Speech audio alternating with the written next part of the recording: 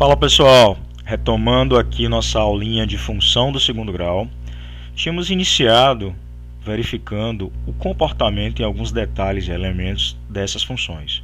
Vimos primeiro sobre a função f, que ainda está aqui.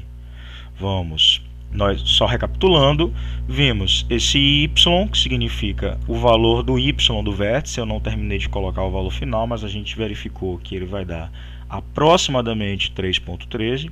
É o posicionamento, é a imagem desse ponto posicionado aqui. O x do vértice, que também se refere a esse ponto. O vértice é o momento de mudança do comportamento da função. Como assim mudança de comportamento, Celso?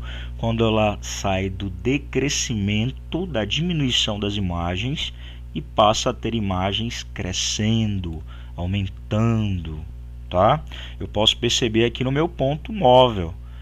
As imagens, ó, elas estão, quando eu aumento aqui o valor de x, as imagens também aumentam. Se eu passar desse ponto, vier daqui, quando eu caminho, quando eu aumento o valor de x, as imagens estão diminuindo, ok? Por isso que ela é decrescente, chegou no vértice, ela cresce. Vou esconder essa região, não me interessa, vou esconder essa função, vou esconder esse ponto A, as reflexões dele aqui, os segmentos, o ponto H, o ponto I e o ponto G. Vou agora brincar apenas com essa função G. Eu vi que ao movimentar o B, o que é que eu tenho? Também um comportamento parabólico. Só que ao contrário, por assim dizer, para essa função. Vou tirar esse rastro do B. Vou voltar aqui para apagar o rastro. É só mexer com o mousezinho. Vou habilitar a função G. Ela tem esse comportamento, tá? Também é um comportamento parabólico. E o que é que difere da outra? A minha parábola, ela está voltada com a abertura para baixo. A outra, só para relembrar, tinha uma abertura voltada para cima. Por que, Celso? Bom, a grosso modo falando, isso está relacionado aos valores que estão no coeficiente da variável de segundo grau. Enquanto na primeira f o coeficiente era positivo, a segunda é negativo. Resumindo, o que vai significar? Se o coeficiente for positivo, a abertura da parábola, ou o que eu chamo de concavidade da parábola, terá posicionamento para cima, enquanto, se for negativo, o posicionamento da abertura da parábola será para baixo. Se liga, povo. Voltei e escondi a f. Pensando na g de forma mais rápida, eu também, nesse caso, ela começa para valores crescentes de x. As imagens. Vou voltar o b agora. E vou habilitar aqui para o b o e, o f e os segmentos. Pronto. Quando eu desloco, o que é que acontece com as imagens? As imagens estão o quê? Ó, as imagens começam a crescer, tá? Porém, ela chega nesse momento aqui, ela vai mudar o comportamento. As imagens agora começam a diminuir, ou seja, ela cresce e chegou nesse momento, decresce. Esse momento também é considerado de quê? Vértice da função. Então, toda vez que eu tiver uma parábola, eu tenho um vértice. Ou ele é um ponto mínimo, no caso da concavidade estar voltada para cima, ou ele é um ponto máximo, se a concavidade volta para baixo. O que significa ser máximo? As imagens crescem ao máximo e depois diminuem, decrescem. Então aqui o conjunto imagem da função g, vou aproveitar, né, o que está aqui escrito, o domínio ainda é real, porque eu vou ter infinitos valores de x, a parábola é infinita, se eu der um zoom eu vou ter esse desenho infinito, então pensando em infinitos valores, eu vou ter aqui a minha parábola abrindo, devagar, né, claro, mas ela vai se abrir infinitamente. Então, o domínio dessa função, vou dar 2 cliques, ou seja, o domínio da função g também é real. Já a imagem da função g, ela não vem de um valor fixo abaixo. Ela vai até um valor fixo acima. Ou seja, ela tem valores muito pequenos vindo da onde? Do menos infinito, e está indo até onde? No máximo aqui. Vamos descobrir quem é esse aqui. Usando o comando do GeoGebra, claro que a gente pode usar a fórmula, a técnica, mas eu vou usar o comando do GeoGebra. Novamente, otimização, clico na função, ou aqui eu propriamente no desenho, mas eu vou clicar aqui, aparece o ponto K. Quais são as coordenadas do ponto K? Meio feias, né? O x do ponto K é 0,83, tá? E o y 14,08, dá a impressão de que é 14, mas se eu der um zoom, eu devo observar, ó, que não fica exatamente no 14, passa um pouquinho aqui. Beleza. Então, meu povo, essa imagem da função g vai de onde até onde? Ela vem de lá de baixo, ou seja, ela vem do menos infinito, e aí eu tenho que abrir o menos infinito, porque eu não consigo limitar o infinito, nem positivo nem negativo. E vai até que valor? Vou aproveitar o GeoGebra, vai até o valor 14,08, tá? Que é a imagem máxima da função. Valor de y máximo, só que fechado, porque ela inclui esse valor. Beleza.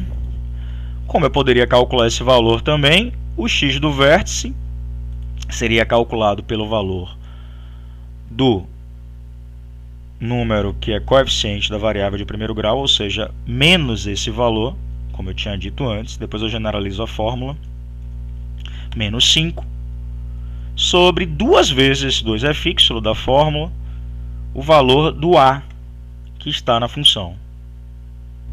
Não deveria falar em a agora, mas o que é que vai ser o a para a gente daqui a pouco, na próxima aula, o valor que fica perto da variável de segundo grau, ou seja, menos 3, o coeficiente da variável de segundo grau. Ao efetuar essa continha, se menos 5 dividido por menos 6, deve dar aproximadamente, vai dar aproximadamente 0,83. Beleza. Bem óbvio, né? 5 dividido por 6 vai dar menos do que 1. Ok. E negativo com negativo fica positivo. Massa. O y, a mesma coisa. Só que para o y eu preciso do meu delta. Quem será o delta para essa função? Será o valor de 5, que é o valor que está perto da variável de primeiro grau, e não mais 7, 5. Vou deixar parênteses, ou eu posso tirar os parênteses, já que não é negativo. Ao quadrado, menos 4, que é fixo, vezes o valor que está próximo da variável de segundo grau, e agora não é mais 2, é menos 3, vezes o valor independente, ou seja, o 12. Isso vai gerar o quê? 25. 4 vezes 3, 12, mais, vezes 12, 144, ou seja, 169. Pronto, guardei. Não falei dos zeros com fórmula, mas falarei no futuro, para a gente relembrar. Pronto. Quem é o delta, então?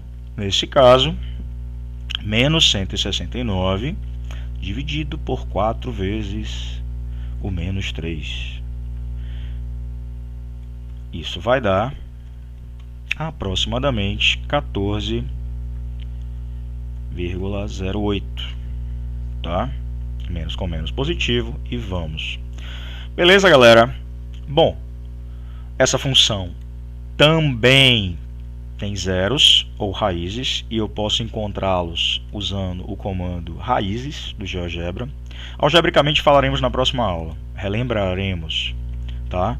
Acho os pontos M e os pontos, o ponto M e L, tá?